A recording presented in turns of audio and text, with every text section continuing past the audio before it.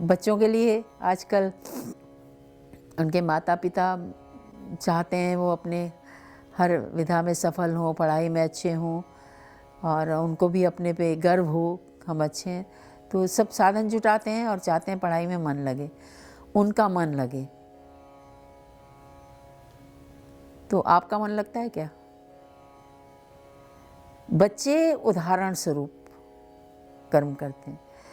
जितनी देर बच्चे पढ़ना बैठें उतनी देर आप भी किसी काम को मनोयोग से करें। ये भी एक प्रकृति का नियम है। एक जिसको बोलते हैं नॉर्थ पोल में एक पक्षी होता है, वो अपने बिल्कुल ध्यान में जाके अपने आनंद में होता है, तो उसके जो आभा मंडल में जो उसके आसपास जानवर होते हैं ना, वो भी वही करने लगते हैं, वो आनंद से झूमने लगते हैं। वो नहीं झूम रहा पर वो आनंद उससे प्रभावित होते हैं। तो हमको ये समझना पड़ेगा कि हमारा वातावरण, हमारे जो भाव उस वातावरण में हो रहे होते हैं उससे प्रभावित होता है। तो एक तो बच्चे का स्थान निश्चित हो, रोज़ का, चीज़ें व्यवस्थित हों, किताबें ठीक से रखी, उसको अच्छी तरह से कवर लगाया, उसमें एक इंटरेस्ट आया कि मेरी ये वस्तु वहाँ रखे। उतनी देर आप भी अपनी चीज़ों को कुछ व्यवस्थित करें, सही करें और ध्यान रखें। थोड़े उसके कमरे में बहुत सारे गैजेट्स ना हों और इलेक्ट्रॉनिक गैजेट्स ना हो ज़्यादा, और आप भी वातावरण बनाने की कोशिश करें।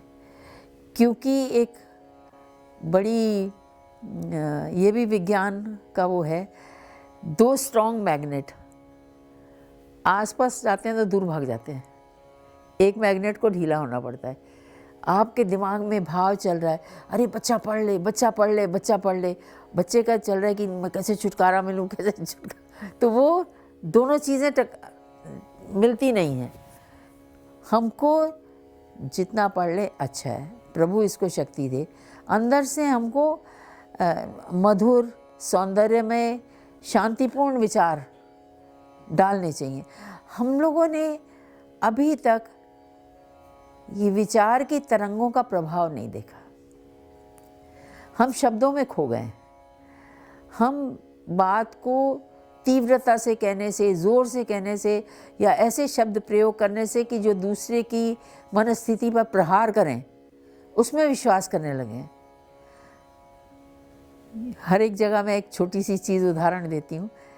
एक बाहर कोई जाता है, घर से निकलता है, तो कोई ना कहीं कोई आवाज़ आती है, अरे भाई छाता ले जाओ या स्वेटर पहन लो, फिर छींकने लगोगे, फिर बीमार पड़ जाओगे।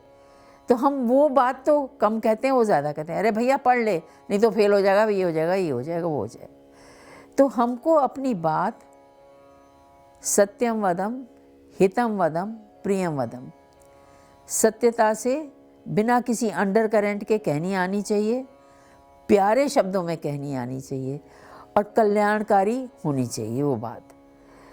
हम उन शब्दों में अंडर करंट ले आते हैं, भाव ले आते हैं, क्रोध का भाव ले आते हैं, या बच्चों की तुलना करने लगते हैं किसी और तुलना से, देखो उसके इतने नंबर आए थे, नहीं करेगा फिर फेल हो जाएगा। हम तो ये फेल हो जाएगा ज़्यादा टिक जाएगा साथ में। हमारे यहाँ हिंदुस्तानियों में ये दुमचल्ला लगाने की बहुत आदत है। सब लोग बड़े ज्ञानी हैं, भाई बाहर जा रहे हो ध्यान से जाना, ठीक रहे, ऑल द बेस्ट। ऐसे नहीं जाओगे फिर गिर पड़ोगे, फिर ये हो जाएगा, फिर ये हम बच्चों के साथ भी करते हैं। वो जो उसका रिपरकशन जो शायद नहीं होना, उसको हम बहुत विस्तार दे देते हैं, तो वो चीज़ अंदर चली जाती है, तो वो बच्चे को वो व्यथित करती है, उसमें टेंशन में आ जाता है कि अगर मैं फेल हुआ तो क्या हो जाएगा। तो उसको पहले आप उसके खान पान का ध्यान रखें। वही बात, कई बार बच्चों में कोई एनीमिक होते हैं, कोई वीकनेस होती है, खाना ठीक से हजम नहीं होता, तब भी उसको प्रॉब्लम हो सकती है। तो पहले उसका मेडिकल चेकअप, ठीक, उसको ये लगना चाहिए कि आई एम केयर्ड फॉर, मेरी चिंता की जा रही है, मुझे स्वस्थ दिखना चाहते हैं सब, और मुझे खुश देखना चाहते हैं, मुझे खुश देखना चाहते हैं इसलिए मुझे पढ़ाया जा रहा है, आप खुश होना चाहते हैं इसलिए नहीं। और उतने देर आपको भी किसी ना किसी कोई कार्य ऐसा करना चाहिए जिसमें आपका भी ध्यान लगा हो, तो वही ऊर्मियाँ उत्पन्न होंगी जिसका उससे में ध्यान लगे। और जैसे मैंने बताया, व्यवस्थित तो रहनी चाहिए ये सब चीज़।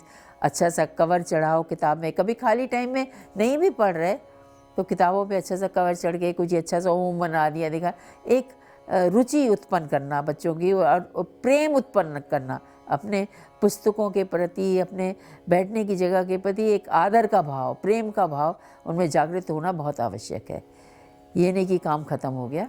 पढ़ना एक पूजा की तरह उनके लिए होना चाहिए, और इसके लिए आपकी सहायता, पेरेंट्स की भी सहायता चाहिए होती है। ये निश्चित समय, निश्चित स्थान, साफ सुथरा स्थान, कोई डिस्ट्रैक्शन नहीं दिया जाए और खुद भी ध्यान लगाया जाए। प्रणाम।